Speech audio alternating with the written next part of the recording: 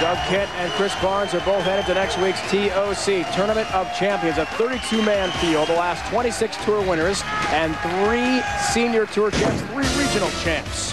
Who's going to take it home this year? Maybe the 87 champion Pete Weber, or the left-hander 2000 champion Jason Couch, the only player to win back-to-back. He bowled very well this week in Greater Albany.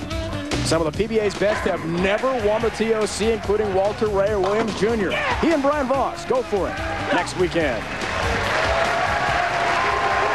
$100,000 on the line of the TOC, double the tour points, and the prestige of winning a major championship. Big money and prestige on the line today as well. Perfect start for each. Strike percentages for each so far today and throughout the tourney in Albany. We talked about at the top of the show that the synthetic lane surface being much smoother, the scores would be higher. Oh, 7-pin.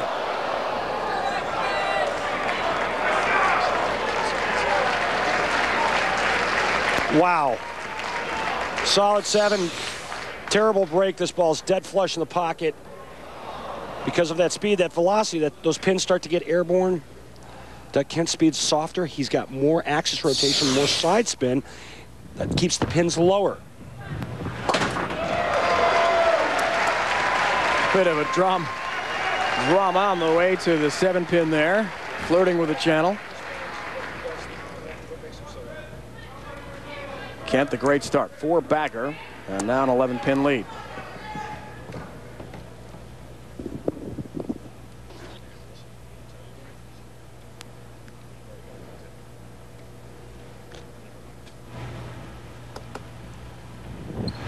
Fifth frame for Chris Barnes. 10-pin. Well, that ball just comes in a little bit light, and that's the problems that you face when you're throwing it real hard. I want you to watch what makes this guy so good. Now look at that. Look at the starting position. Your hand's in a much more relaxed spot on the side than it is under. When he gets to the top of the swing, look at the cup position of that wrist.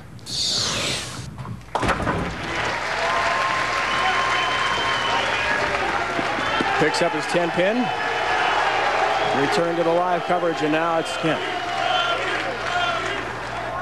It's so many family and friends here. We talked with Doug about that a moment ago. He had a stack of tickets in the media room last night for all of his folks coming out to watch. Making the quick drive due east on the New York State Thruway.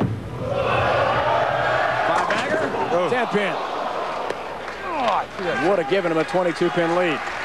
Well, and his nickname is Fresh, or Dougie Fresh, and that sure was a pretty fresh shot he threw there. That would have given him 5 in a row. Wow. Just the nasty old ugly ring in 10.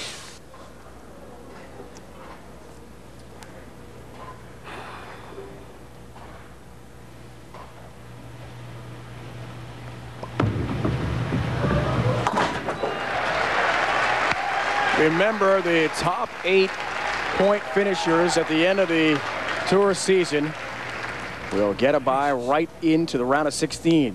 Taylor, Michigan, the World Championships, Walter Ray Williams Jr. These are updated numbers based on what he has done today, losing the semifinals. Chris Barnes has at least 20,000 points. Under his belt already, he'll bolt right back in front and take over the tour points lead.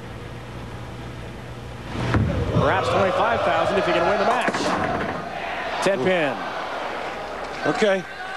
And, you know, we talk about lanes breaking down. You know, you don't have to wait until the end of the game or expect the breakdown to come at the end of the game. It happens shot to shot. It happens in the middle of the game. That ball drifts high. Trips out the 4-7, only leaving the 10-pin. Doug's going to make an adjustment on that lane the next time he bowls on the left lane, lane 3. He's going to move his feet and his target left.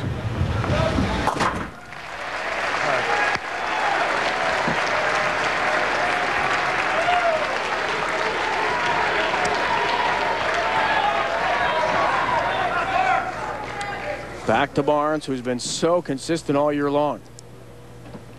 Chris Barnes using a high load particle bowling ball. What that means is that ball is designed to roll, roll, roll. Point leader award in the year 2000. George Young, high average award that year. Rookie of the here in 1998. And he's like, waves to the crowd a bit. He's like, where's the love? Come on, I just flushed 10 in the pit. Incredible statistical output for Barnes this season. You can see Chris Barnes is leading the tour in every offensive category, including nose hair. Just kidding. But he is, if not the most dominant player. It's between him and Walter Ray. But only one of the two has a chance for a championship on this day. It's the native of Kansas, Chris Barnes. Needs help. Was hoping, and it came in light. Yeah. And the one thing you can't do when you're throwing it that straight is you can't leak it to the right. Got to keep the ball on line. And this is the bucket, the 2-4-5-8. Two rules of thumb here. Remember, we saw in our earlier matches, guys converted to 2-8, where you can throw it straight and hard. Try to flush the 2-pin straight back. The ball will take the 5 out. 2 will go into the 4. The ball will get the 8.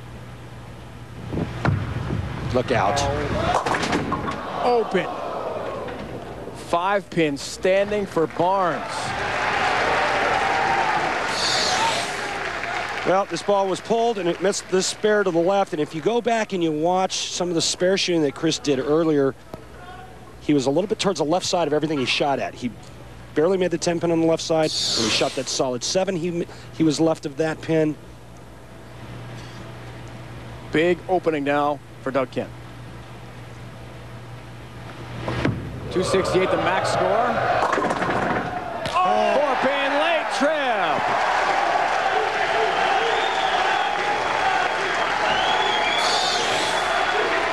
The big break here.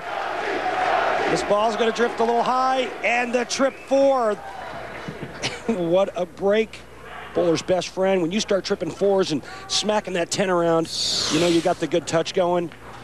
Doug Kent can take a 22-pin lead, or 32-pin lead, excuse me, with a strike.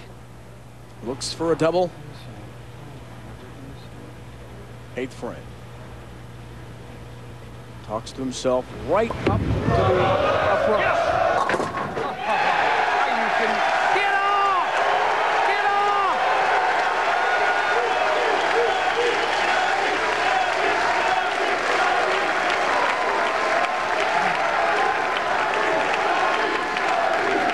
They're chanting, Dougie, Dougie.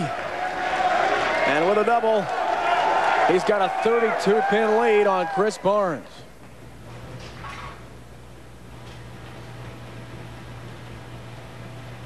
Whose max has shrunk to 236. Doesn't get the break on the 4. You know, you could see that Chris was a little uncomfortable in practice. Prior to this match, his reaction didn't look as good as it did in his first semifinal match, throwing that ball straight and hard. Then he started lofting it. It's just not quite, it's not the look that he had in that first game. Doug Kent's look has stayed the same. All he's doing is chasing the yellow line left. We're coming to you from Siena College, the campus in Loudonville, New York. Very quick drive to the capital of New York State, downtown Albany. Hey, Brian, Randy Peterson, our entire ESPN PBA crew with you. Steel Timber Sports comes your way next. Right now, Chris Barnes in a heap of trouble. Championship match with Doug Kent. Oh! A scout cross lane, skips the deck and does not trip the 10. That was one of the fastest messengers you'll ever see.